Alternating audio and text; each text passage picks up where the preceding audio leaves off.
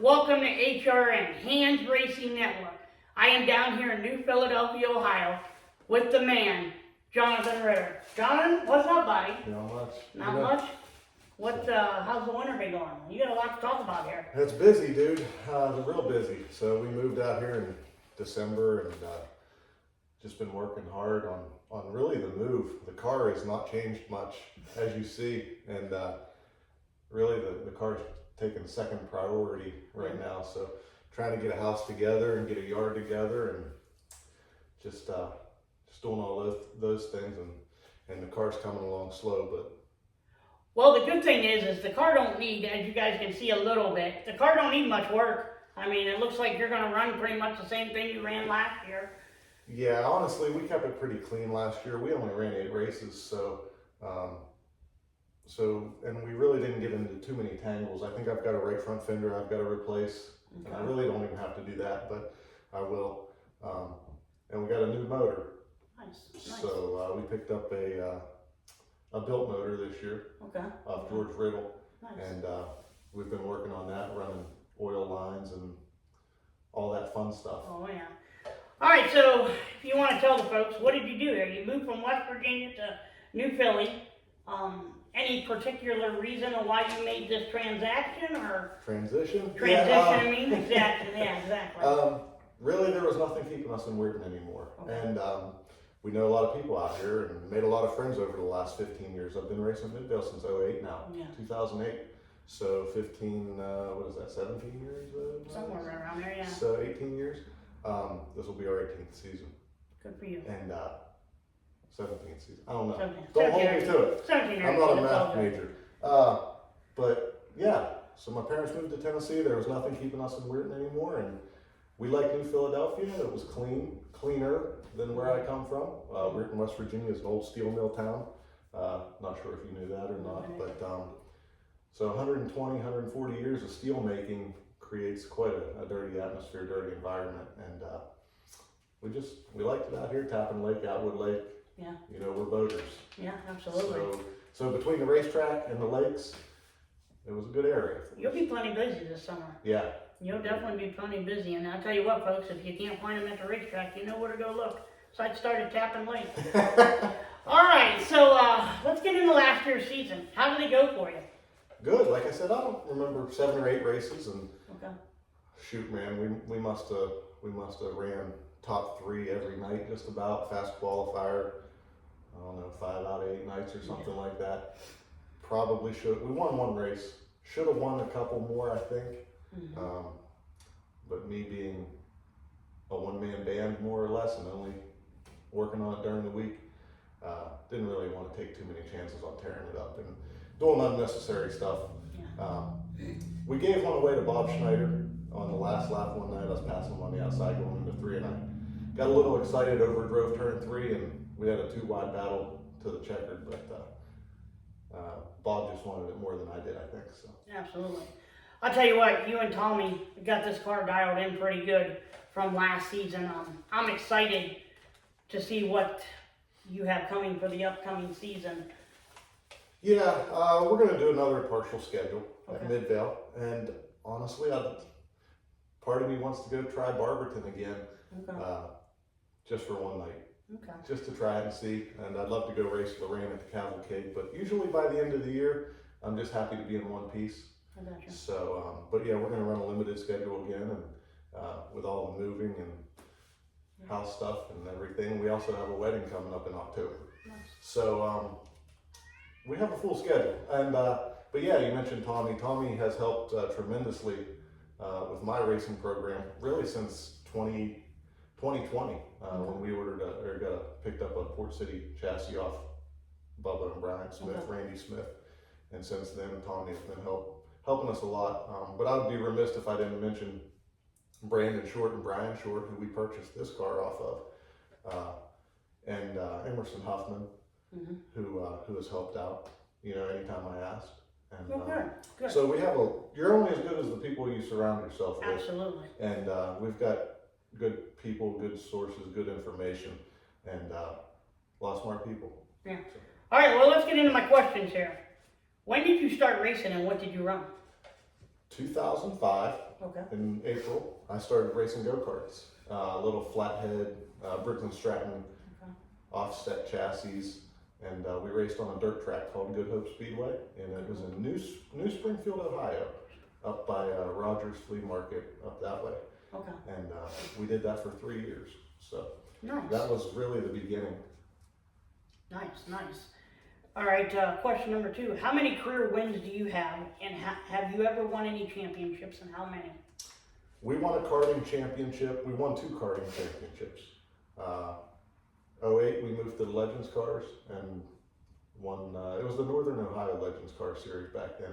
Barberton, Lorraine, Midvale, and we won Rookie of the Year that year. Nice. I think we finished 4th in points. I'm not totally sure, 4th or 5th. Then we moved to late models in 09, and we were completely in over our head. If I had known then what I know now, I probably would have stayed in a Legends car.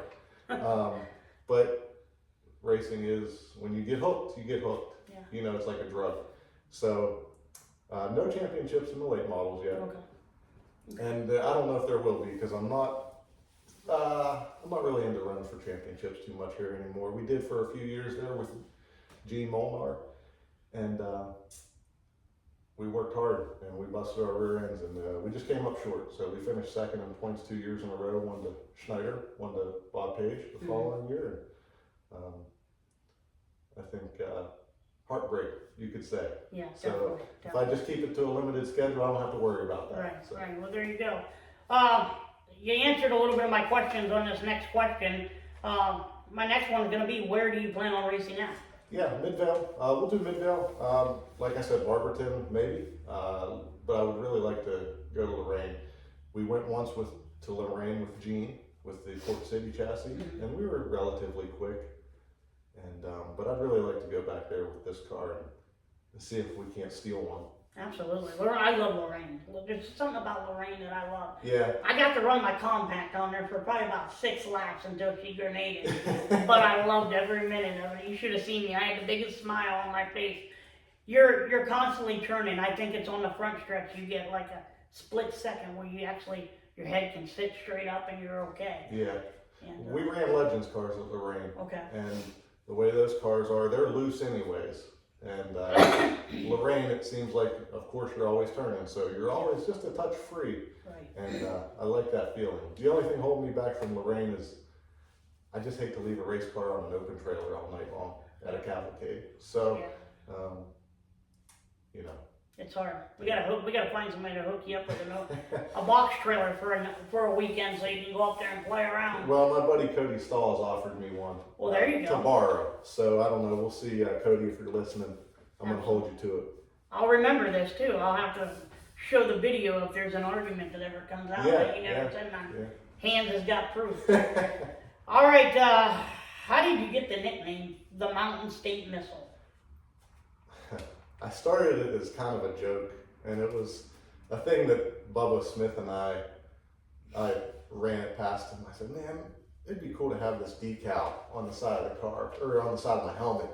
And back then I ran a yellow car, Okay. yellow late model. And so he came up with this graphic. I had a banana sitting on a missile, and he had a cowboy hat on his head, flying off his head. And so it was a joke at the time. And then we were fast qualifier the last night of the season in 2012, 2011, and Adam Mackey actually announced it The Mountain State Missile. after that was our first fast time. So Nice. We might have to change that now.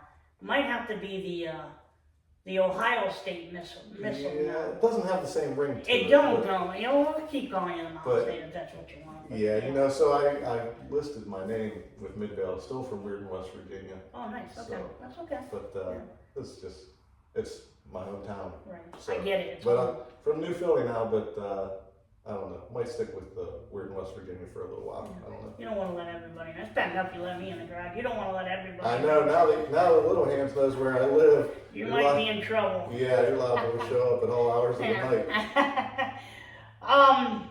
Next question. How did you get hooked up with the Molnar family? Talk Jeez. about the Molnar family. You have enough time? Yeah, we got plenty of time. Gene and I parked together my very first late model race at Midvale. We didn't have any a saved spot or anything, so they parked us where they parked us and parked Gene and Eugene where they parked them, right next to us.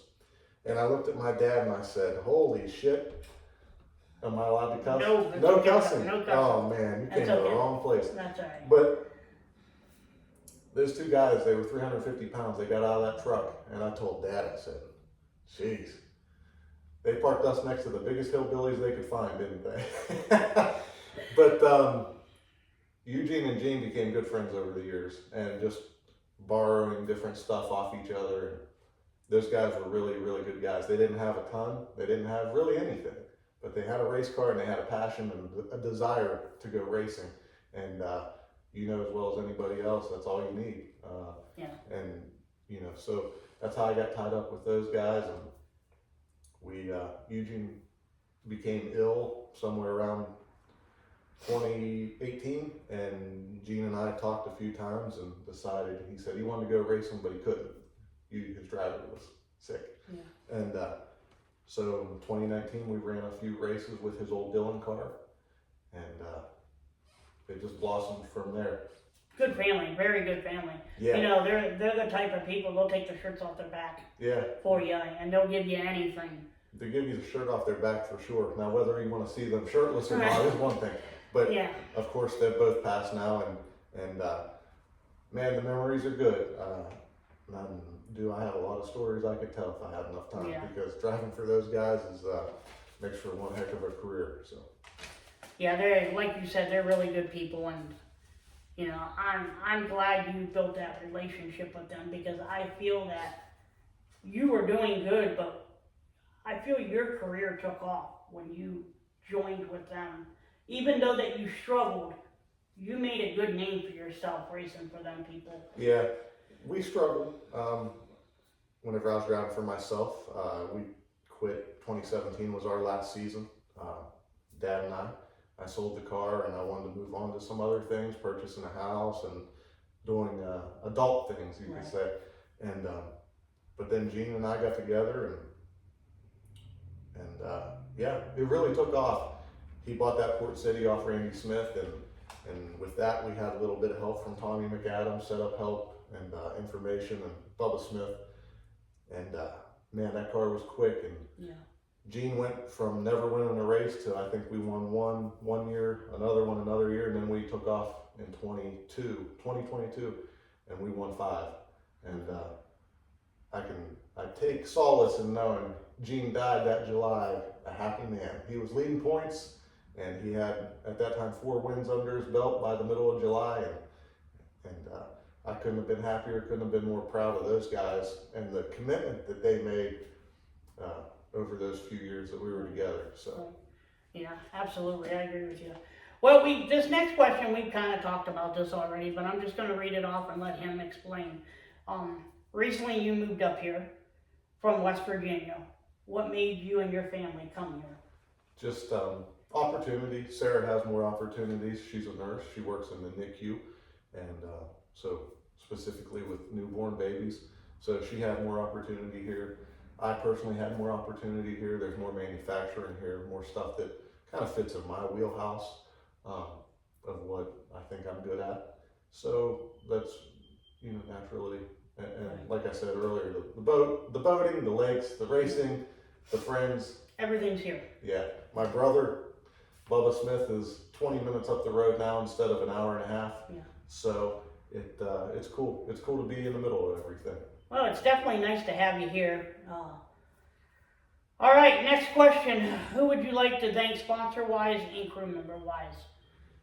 Well, the crew's pretty small. It's myself, Sarah, my fiance, and Glenn Egan, who I kind of kept on board after I bought Gene passed. I bought his brother out of the Port City car, and Glenn kind of came with him. And Glenn and I have built a good working relationship, but also a friendship over the years. And Glenn Egan is a guy that I don't think I could do it without him. He does a bunch of little stuff that makes my life a lot easier. Absolutely. Canton Auto Salvage, Bubba Smith, Randy Smith, direct detail. Brian Short has helped me in spots over the last few years since we got this Seneca car. Chief Smoke and Barbecue down in Wellsburg, West Virginia. Boulevard Lanes, somebody you know. Mm-hmm. They helped me out, and they came on board last year actually because of you. You Mm-hmm. introduced me, and so Boulevard Lanes has been a big help. Tony's Corner Cafe out in Newcomerstown. Cody Stahl set me up with them. Nice. And then 27 Manufacturing, which is owned by Zach Morrow, and him and I started racing go-karts together. Okay. And he has since opened up a machine shop with multiple CNC machines, Nice. Haas CNC machines, Nice. and he's a machinist, races sprint cars now. But he specializes in all kinds of different pit carts and wagons and Mm-hmm. you know parts for sprint cars mainly. Valve He's got a covers. Facebook page, doesn't he? Yeah, 27 Manufacturing. I think I've seen you share some of his stuff. Yeah, so I share some of his stuff, and but yeah, we have a good group of partners. Actually, Hands Racing Network. Yeah, I'm coming on board this year. You called me back in December and said, "Hey man, I got something big going on," and I said, "Cool." You said you want to put your sticker on the car, so I was kind of surprised and honored to have you. I'm excited, man. Like I said, you've really grown. You've really proven yourself of what you can do and what you cannot do. And like you said, it's going to be an honor for me to ride around with my sticker on this 28 ride, and we're going to see what we can do. Yeah. When I came into Midvale, I was a young kid. I was 20, 21 years old and full of pea and vinegar. Mm-hmm. And probably made some enemies at the time, trying to prove myself and make a name for myself and earn respect or try to force people to respect me. And maybe that was the wrong way to go about it. Maybe it was, the wrong way to do it. Yeah. But we're all young once. And Absolutely. make decisions that later on in life you regret. But the equipment's gotten better, the budget has gotten bigger, and has allowed me to look better as a driver. Yeah. But driving those old cars, You come a long way. You really have. yeah, driving those old cars really teaches you how to maneuver, how to handle a car that's ill handling. Yeah. And if you can do that, whenever you get into one of these Seneca cars, man, it's like Driving a Cadillac. driving a Cadillac down the road. Absolutely. So, Well, there it is, folks. You know Jonathan Ritter's story. Don't forget to go to luciusgraphics.com and get your HRN merchandise and your favorite driver's merchandise. Well, folks, until next time, when I see you at a racetrack, it will be the best time. You guys have a good day.